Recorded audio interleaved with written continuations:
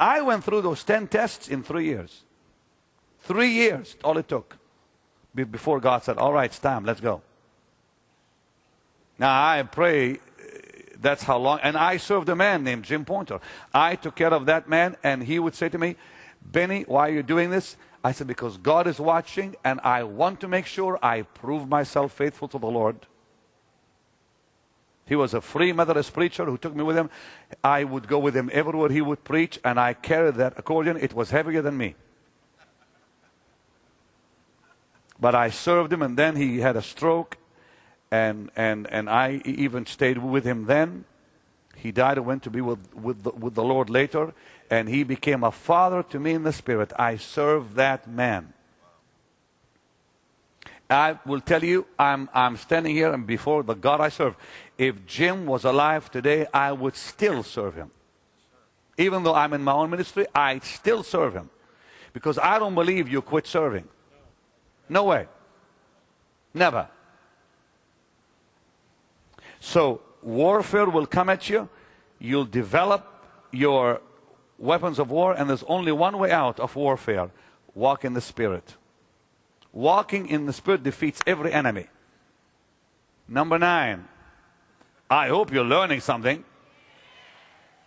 Number 9, right before God uses you, the last test is your vision. God will test your vision. He will come back to the vision of your life. Nehemiah chapter 1, I'm not going to give you because we're almost out of time. Nehemiah 1, 1 to 11, Nehemiah 2, 1 through 6. We see Nehemiah's vision tested. His vision was to rebuild the walls. His vision was to rebuild the temple. His vision was tested, Michael, to the limit. Enemies arose, tried to stop him from rebuilding. So he would build with one hand, fight with the other. Your vision becomes blurred by girlfriends or friends or people that come in your way that try to steal away what God really wants to do with you. And you got to stick with your vision. And your vision will be tested. Now, when you can prove to God that you still hold on to that vision, you're almost there. Your vision will be tested. Right? Habakkuk 2, verse 1 through 3, talks about the vision. What you must do with the vision. In fact, can I give it to you quickly? I said, can I give it to you quickly? Okay, let's go to Habakkuk. Please, Mr. Brock, you turn to Habakkuk chapter 2. Read for me verse 1, 2, and 3, and I'll tell the people right now what they must do with this vision.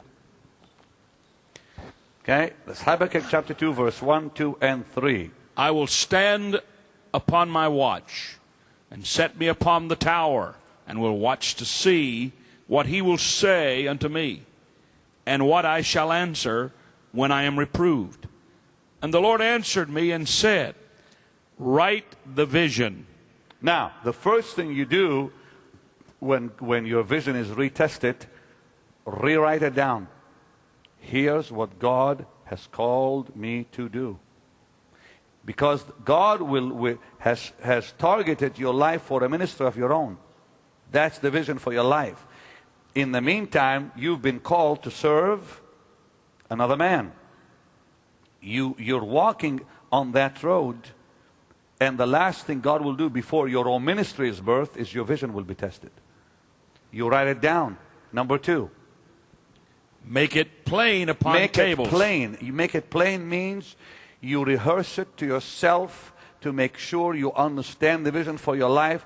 It is not foggy. It is plain. It is simple. You target it. Number 3. That he may run that readeth it. Now, the third thing you do to see a vision fulfilled is go after it. But these are the things you do when you refocus the vision. Your vision will be attacked, tested. That's the last thing that'll happen before God promotes you. The minute you refocus on that vision, write it down, make it clear, go for it. Now comes the last and final test. You will be tested. And here's what I call this test. God will test your ability in promoting you. In other words, it's a promotion test. He'll see, can this man handle exaltation? Can he handle promotion? Can he handle it when he gets on the platform and people start clapping? Because the man of God, like a bunkie, may have you minister one day. That's the promotion test. That's saying to you, you've proven yourself faithful to me, such and such. Come preach a message. Suddenly, God will watch. Let's see how he handles that. Will he become proud, arrogant? Will he think to himself, I can replace bunkie now, just push him out of the way? God will see that in you. He'll test your heart. Remember I gave you last night. God tests the hearts. Proverbs 23:26 says, give him your heart. He'll test it. He'll ponder the heart. He'll search the heart. Jeremiah 17 tells us God searches the hearts. Now, when that time for promotion comes, God will see how you handle it. My promotion moment came. I'll never forget it as long as I live. I was in Toronto, Canada, at a little Methodist church outside Toronto. A fella who was a missionary in Honduras asked me to come with him. He was preaching on a Sunday morning. That was the first time ever I was behind a pulpit. I wasn't in the ministry yet. I wasn't in a healing ministry yet. I had no ministry. I was still serving Jim Pointer.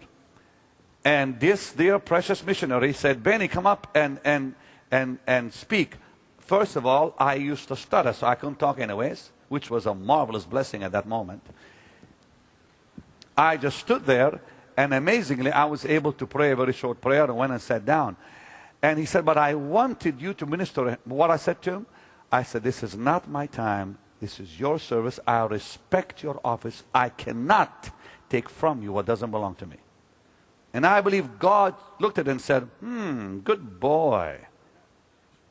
Because if I stepped in and pushed him out and began to preach and thought it was my service, I'll just be canceled out of the way. Be careful how you handle that last